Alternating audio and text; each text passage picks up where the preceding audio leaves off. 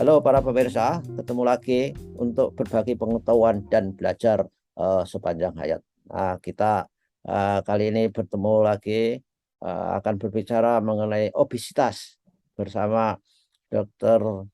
Rahma Kusumawardhani, ahli gizi klinik dari Rumah Sakit JIH Jogja International Hospital dan RSA, Rumah Sakit Akademik Universitas Gadjah Mada. Kita berbicara mengenai obesitas, melanjutkan episode sebelumnya. Dan tentu saja klik subscribe jika Anda merasa bahwa channel ini bermanfaat bagi Anda semua. Jika video ini datang ke gadget-gadget saudara, ini berkat editor hebat kita, Mas Heri Teguh Wiono dari guru SMP Negeri 2 Karanganyar, Kabupaten Ngawi, Jawa Timur. Nah, kita sapa dulu narasumber kita. Assalamualaikum warahmatullahi wabarakatuh. Waalaikumsalam warahmatullahi wabarakatuh. Terima kasih banyak, Prof. Sudah diundang kembali di channel Ya, ini. terima kasih Dok. Kita bertujuan untuk mengedukasi masyarakat supaya lebih literate terhadap masalah-masalah gizi. Karena kan semangatnya adalah orang itu tergantung apa yang dimakan. You are what you eat, katanya orang bule-bule itu. Nah, soal obesitas Dok, gimana ini? Kemarin sudah diingatkan oleh dokter bahwa obesitas itu pintu masuk berbagai masalah kesehatan. Gimana Dok? Silakan Dok. Oh, ya, betul sekali, Prof. Jadi ini melanjutkan yang kemarin kita sudah banyak membahas tentang apa itu obesitas, kenapa kok obesitas harus dicegah, bagaimana cara mengetahui kita obesitas atau tidak. Nah, kali ini saya akan menyampaikan tentang bagaimana cara mengatasi obesitas itu, Prof. Ya, Gitu, nggih. Nah, mungkin sedikit review yang mengenai obesitas sendiri. Jadi kita tahu obesitas itu prinsipnya adalah kelebihan lemak di dalam tubuh. oke. Bagaimana cara mengetahuinya? Kita dengan cara paling mudah itu menghitung indeks massa tubuh. Ya, oke. Berat badan dalam kilogram dibagi tinggi badan dalam meter Berat. dikuadratkan, ya betul. Dan di situ kita akan mendapatkan hasilnya. Kemudian ada juga cara satu lagi, Prof, dengan mengukur lingkar perut, Prof. Oke. Kalau untuk wanita di Asia, Indonesia, itu lingkar perutnya diharapkan kurang dari 80 cm. Wah. Sementara kalau laki-laki kurang dari 90 cm. Oh, Kenapa? Jadi lingkar perut ini ternyata juga menjadi faktor resiko. oke. Ketika lebih dari 80 atau lebih dari 90, artinya seseorang akan lebih beresiko mengalami penyakit kardiometabolik, Kardiometabol. jantung, stroke, kolesterol, diabetes, seperti itu. Ya, Jadi Dok. kok misalnya ada orang yang kayaknya ideal gitu ya, tapi cuma perutnya aja yang gemuk dan setelah diukur lebih dari 80 atau 90 cm, berarti lingkar perutnya harus diturunkan juga, Turun. begitu, Nah, Dok, Prof. untuk menurunkan lingkar perut ini urusan makan atau urusan olahraga atau kedua-duanya? Saya itu Mm-mm. dua-duanya saya lakukan dan Mm-mm. misalkan saja kalau habis sholat itu kaki saya luruskan, kemudian diangkat 30 cm itu rasanya juga berat juga dan ada otot yang di perut itu bisa tertarik. Iya, betul. Jadi prinsipnya dua-duanya, Prof. Hmm. Mengatur pola makan pasti, olahraga iya. Karena kalau hanya salah satu yang dilakukan, pasti hasilnya tidak akan optimal, Prof. Begitu. Ya, Ya. Nah, kemudian bagaimana caranya kita bisa mulai mengendalikan obesitas kalau misalnya seseorang memang mengalami obesitas? Saya sampaikan dulu 4 prinsipnya, Prof. nih. Yang pertama, kita menetapkan tujuan dulu. Hmm. Kenapa sih kok kita ingin mengatur, ingin diet lah ya, ingin mengatur pola makan, ingin olahraga. Kita tetapkan tujuan kita. Pengen kurus? Boleh. Pengen cantik? Boleh. Itu Pengen lebih apa baik. lagi nih? Ya. Tapi yang paling utama sebetulnya adalah kita pastinya ingin sehat ya, Prof ya. Ya, ya. Kita ingin berumur panjang, Ya, kita Dok. ingin Tapi ya. kalau tujuannya ingin sehat, itu Mm-mm. tidak apa? Tidak menjadi daya tarik, Dok. Karena Iya, betul. ketika usianya masih muda, Mm-mm. orang dikasih tahu supaya sehat itu tidak menjadi ancaman utama. karena Iya. kutukannya itu tidak langsung. Bukan Heeh. COVID ya. Kalau COVID, misalnya kutukannya langsung orang takut. Mm-mm. Tapi kalau soal Betul. buncit perut itu malah ada yang semboyan. Ah, gemuk nggak apa-apa, buncit nggak apa-apa. Yang penting sehat. Itu kan dok, itu paradoks itu dok. Iya betul Prof. Nah itu makanya kembali ke keinginan. Setiap orang kan punya tujuannya beda-beda ya Prof ya. Nah itu tadi. Dan Ini saya kira yang saya paling pingin. menarik itu Mm-mm. tujuannya itu untuk biar estetik. Yang Oh ya cewek betul. cantik, Nah itu. yang yang cowok ya cakep gitu mungkin. Iya betul. Nah itu tadi. Kalau saya pinginnya sehat, Prof pingin sehat. Tapi mungkin ada orang lain yang pingin secara estetik tadi itu ya Prof Ya, ya. Nah ya. itu tadi. Hmm. Tujuan setiap orang beda-beda.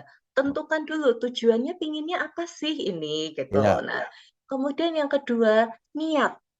oke. Sudah pingin tapi belum ada niat. Nah itu juga belum bisa dilakukan Prof. Ya, Ya betul. baru sebatas oh kayaknya pingin deh gitu. Ya, Nah ya, itu kalau belum ada niat belum bisa. Kalau ya, niat kan artinya sudah ya. yakin betul memang akan menjalani Hmm. seperti itu. Ya. Kemudian, nah ini yang ketiga ini yang paling sulit Prof. Hmm. Konsisten. Oh, Karena konsisten. iya betul, karena ketika kita menjalani pola hidup sehat, itu tidak bisa hanya 1 atau 2 hari, Ah, iya. 1 atau 2 minggu, 1 atau 2 bulan, kemudian misalnya berat badannya atau 1 bulan 2 bulan sudah mencapai tujuan, ya mungkin ada yang bisa seperti itu, tapi Ya, kebanyakan perlu waktu yang lebih panjang. Nah, ya, konsisten ini, rasa bosan ya, ini, Prof. ya, 2 minggu, 4 minggu, kok kok apa namanya olahraga terus, hmm, harus jaga makan terus, gitu kan ya, ada rasa bosan di situ, bosan ya. Prof. Ya, kemudian nah yang keempat, Prof, kalau saya selalu menyampaikan, apapun nanti cara yang dilakukan, cara yang baik ya Ya, pastinya, itu harus happy, harus bahagia. ya, Jangan sampai nanti ketika melakukan program, ketika melakukan meal plan atau olahraga, tapi hatinya tidak bahagia, ya, hatinya sedih, hatinya cemas, malah kepikiran, stres, itu ya, juga nanti hasilnya tidak optimal. Itu 4 prinsip ya. yang utamanya seperti itu, Prof. Nah, karena Mm-mm, kadang prinsip orang itu disuruh diet, suruh olahraga itu seperti mm-mm. hukuman. Jadi harus Iya, diubah menjadi iya, ketentuan saya kira itu, Dok. iya, betul. Itu tadi, Prof. Karena Makanya jadi, ya, mm-mm, karena pengalaman saya ketika saya mm-mm, pernah berat badan saya 80, Dok. Saya harus menurunkan 5 kilo. Paling enggak itu. Bahkan 6 mm-mm. itu konsisten saya 1 tahun bisa itu. Iya, Tuh. Tapi betul. begitu lengah itu dalam 2 minggu itu sudah naik cepat sekali Naik dan lagi. naiknya gampang itu loh. Nggak Iya, tahu. Prof. Nah, dan itu yang dikatakan konsisten itu kan itu menjaga hasilnya. Betul. Betul, betul sekali, Prof. Jadi tidak hanya sekedar menjadi suatu program. Kalau program kan program dia 3 bulan, terus setelah 3 bulan kembali lagi seperti semula, ya itu tidak bisa, Prof. Betul sekali seperti yang disampaikan Prof. Jadi intinya adalah itu menjadi pola hidup kita sehari-hari. Ya, Menjadi habit gitu ya, Prof ya. ya habit. Ini dari Mm-mm. teori habit itu dok. Mm-mm.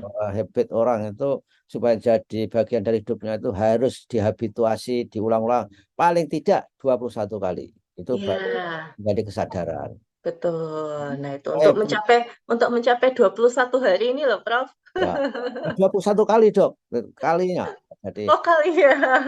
kali mengulang-ulangnya. Tapi kalau untuk mengubah habit yang jelek menjadi habit yang baik itu 100 kali Mm-mm. situasinya. Itu kan perlu perjuangan yang luar biasa itu. Misalkan niatnya niatnya diet, niat untuk mencegah obesitas ada, tapi secara kultur nggak diciptakan. Masa di bawah meja itu banyak toples, keletian-keletian lengkap di situ, Dok. Paling sering seperti itu, Prof. Ya, ya, ya, ya. Yang paling apa? Yang paling gampang, musuh utama Mm-mm. atau dalam arti obesitas itu menjadi tubuh subur itu apa Mm. penyebabnya itu, Dok? Itu Baik. makan malam ataukah makan Mm-mm. yang tidak terkendali ataukah jenis makanan juga itu? Baik. Semua faktor mempengaruhi, Prof. Wow. Faktor dari diri kita sendiri, bagaimana kita makan yang tidak teratur, jenis makanan banyak yang karbohidrat sederhana, tepung-tepung, manis-manis, kemudian kurang makan sayur, kurang makan buah, Ya, tidak pernah olahraga, kemudian aktivitas istilahnya lebih banyak duduk, mungkin memang karena faktor pekerjaan gitu ya, Prof ya. ya, Jadi lebih banyak duduk di ya, depan komputer, di sela-selanya tidak diimbangi dengan ya, jalan atau olahraga ringan misalnya. Dan yang paling berat sebetulnya faktor lingkungan, Prof. ya, betul. Faktor lingkungan tuh sangat mempengaruhi. Kita sudah berusaha menjaga diri, tapi lingkungan temennya bawa oleh-oleh misalnya, atau diajak makan-makan, atau diundang rapat snack box-nya isinya yang malah yang dihindari semuanya, seperti itu, Prof. Ya, Kemudian ada juga, Prof, jadi pernah saya, ada pasien sudah pingin diet, sudah niat, tapi ternyata di rumahnya selalu disediakan cemilan-cemilan, roti, kue, manis-manis. ya, Ya kalau untuk orang yang sedang program atau orang yang sedang memang sedang berusaha untuk memperbaiki pola hidupnya, itu kan ini ya, Prof, ya, ya, godaan ya, Prof, ya, jadi ya, godaan seperti itu, ya, nggih. ya, Jadi luar faktor biasa. lingkungan, dukungan keluarga itu sangat-sangat berpengaruh. Ya, memang begitu ya. Saya Mhm, menjalani diet serius itu ya betul-betul tepat ya. Di iya. tempat yang lain jam kalau belum jam makan saya juga nggak mau makan. Ya, Iya, itu betul sekali, Prof. Nah, jadi ini kita bisa berlanjut ke apa saja sih yang harus dilakukan ketika seseorang mengalami obesitas gitu ya, Prof, ya. Apakah memang harus konsultasi ke dokter spesialis gizi? ya, Kalau misalnya memang merasa perlu panduan, tuntunan, perlu merasa apa namanya, kan ada, Prof, memang orang-orang yang harus apa istilahnya, didampingi gitu ya, Prof, ya, ya. betul. Nah, itu oke. Tapi kalau misalnya memang bisa dan mampu melakukan diet sendiri di rumah, sebetulnya prinsipnya mudah. Ya, Prinsipnya 3 lagi, Prof. mhm, Jadi yang pertama caranya ada 3 lagi. Pertama pastinya mengatur pola makan. mhm. Mengatur pola makan ini tidak hanya sekedar mengurangi makanannya. Jadi pertama diatur waktunya. Jam Oke, makan itu harus teratur. Tidak bisa kita hari ini pagi makan jam 6, besoknya nggak makan, besoknya makan jam 9, besoknya lagi jam 8, besoknya lagi tidak makan, itu tidak boleh. Kita mhm. harus mengatur waktu makan, pagi, siang, malam itu harus tertib, teratur. Tujuannya apa? Supaya tubuh kita mengetahui pola makan, pola kebutuhan tubuh. Hmm. Kapan kita lapar, kapan kita kenyang. Seperti Ya, itu. Nah, kemudian yang kedua, jenisnya. Pasti. Sebaiknya tidak menghindari atau tidak mengutamakan satu jenis makanan, satu ya, jenis bahan makanan. oke. Misalnya, saya cuma mau makan sayur aja, nggak mau makan daging dan yang lainnya. Atau sebaliknya, saya cuma mau makan daging tapi nggak mau makan sayur, misalnya seperti itu. Ya, Itu tidak boleh. Semua komponen zat gizi harus ada, hanya saja, nah kita ke poin yang ketiga, jumlahnya nanti yang akan ditentukan. mhm. Sayurnya berapa banyak, proteinnya berapa banyak, karbohidratnya berapa banyak, lemaknya berapa banyak. Jadi lemak pun juga tetap kita butuhkan, Prof. Oh ya, ya, Begitu. Nah, eee, tapi itu tadi, setiap orang kebutuhannya berbeda. Ada yang mungkin bisa langsung makan, kita kurangi, tapi ada juga yang kita harus pelan-pelan, bertahap menguranginya, ya, begitu. Dan pastinya ada makanan-makanan yang harus dihindari dulu, Prof. ya. Semua gorengan, nah ini cemilan gorengan ini, Prof. Iya, kayaknya ringan ya, Prof, ya? Maksudnya kayak gorengan. Oh, kemudian kerupuk, keripik gitu ya, Prof, ya? Ya, ya. Jangan salah, satu potong gorengan atau satu potong, kerupuk saja, satu biji kerupuk, maaf, Hmm. itu kalorinya kurang lebih sudah hampir sama seperti satu centong nasi, Prof. Jadi Wah, kalau kita makan soto, nasi sotonya nggak apa-apa, Prof, kecil ya biasanya ya, nasi soto Ya, kan seporsi nggak banyak. Tapi yang lain-lainnya, kita ngambil kerupuknya 3, ngambil tempe gorengnya, belum satenya, belum yang lain-lainnya. Nah, yang lain-lainnya ini loh yang sebetulnya yang membuat kalorinya jadi tinggi. ya, Kalau makan nasi sotonya sebetulnya tidak apa-apa gitu. ya. Kemudian yaitu tadi kerupuk, keripik. Kalau makan kerupuk, keripik kan sambil lihat TV atau sambil kerja gitu tangannya ngambil nggak sadar sebungkus sudah habis gitu ya Kalau Prof ya. kalau Mm-mm. kacang gimana dok? Gimana? Kacang-kacangan. Kacang-kacangan sama Prof. Bukan tidak boleh ya, boleh, tapi jumlahnya yang harus kita tentukan. Jangan sampai berlebihan, Prof. Gitu. Ya. Kemudian, nah, makanan minuman manis itu juga harus dihindari. Kemudian itu kalorinya tinggi sekali, Prof, kalau itu, Prof. Oh, Kemudian olahan-olahan tepung. ya, Jadi seperti roti, kue. Nah, itu juga harus dihindari dulu ya, kalau misalnya memang kita betul-betul ingin fokus program untuk diet, untuk menurunkan berat badan. ya, ya. Itu yang pertama, kita mengatur pola makan. Yang kedua, kita mengatur pola makan tapi tidak olahraga bisa, Dok. Bisa, tapi hasilnya tidak optimal. Kenapa saya bilang tidak optimal? Karena kita tujuannya tidak hanya sekedar menurunkan berat Berat badan. badan. Ya, Yang kita inginkan yang turun kan lemaknya ya, Prof ya. ya.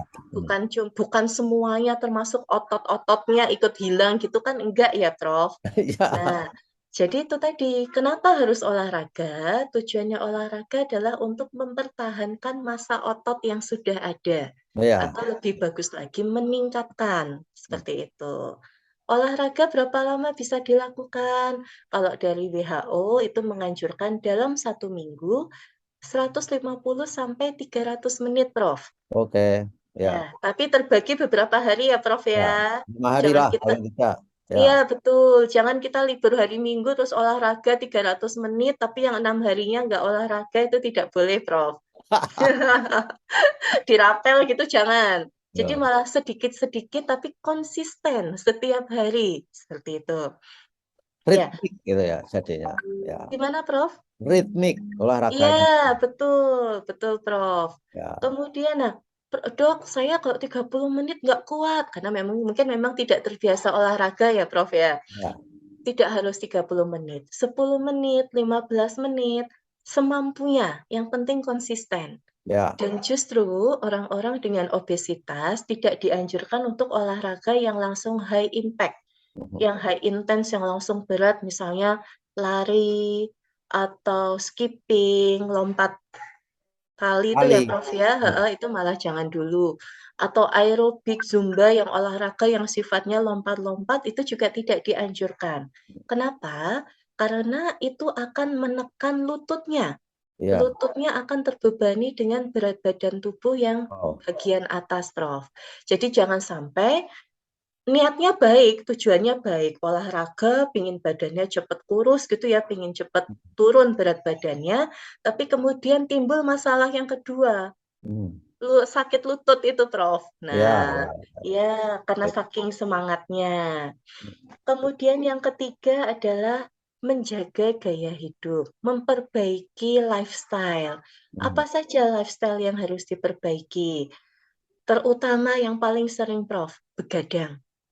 Ya, ya, ya, Ya, ya. tidur malam itu yang utama.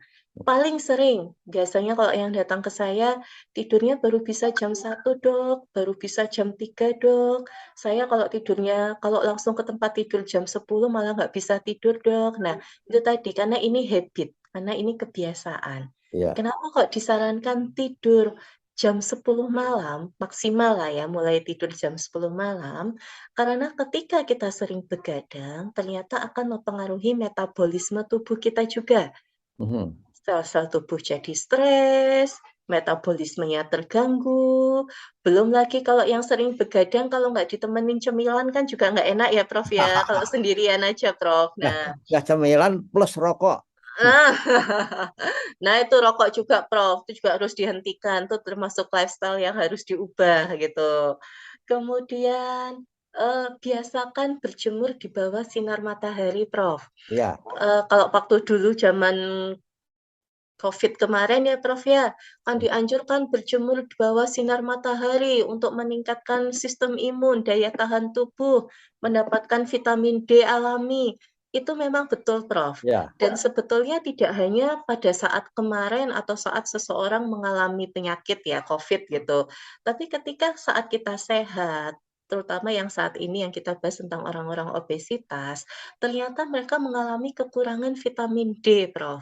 Hanya saja oke. memang mungkin karena tidak kita periksa ya, tidak kita lakukan pemeriksaan laboratorium, jadi tidak kelihatan. Tapi Mhm. sebetulnya umumnya tidak hanya obesitas, orang Indonesia secara umumnya itu kekurangan vitamin D. Jadi Hmm. berjemur di bawah sinar matahari antara jam 9, jam 10, sekitar 15 menit, setiap hari dilakukan, itu sudah sangat membantu. Betul. Kalau Seperti itu, Prof. sore hari bisa dok jam 4. Sore hari jam 4 ada yang referensi yang mengatakan bisa, Prof. Jadi sebetulnya mau jam berapapun sebetulnya bisa, hanya saja nanti durasinya yang akan berbeda. Hmm. Jadi semakin siang durasinya bisa semakin singkat, semakin pendek. Ya, ya. Gitu, Prof. Nah, tapi kalau di Indonesia yang ideal sekitar jam 9 sampai jam 10 itu tadi. Oke, baiklah. Saya kira sudah banyak hal. Mudah-mudahan ini dok, jangan diberikan semua. Nanti maksud saya nanti pelajarannya nggak masuk. Oh Jadi gitu, Prof ya. karena pelajarannya itu berat semua, menghindari. Oh iya, betul itu. Jadi ya, supaya kepo untuk Mm, minggu yang akan datang kita lanjutkan dok soal obesitas, soal diet. Ini memang menjadi masalah bagi generasi muda saat ini. Terima kasih. Baik, Prof. Terima kasih dok atas kebersamaannya di suyanto.id. Terima kasih, Prof. Terima kasih. Wassalamualaikum warahmatullahi wabarakatuh. Waalaikumsalam warahmatullahi wabarakatuh.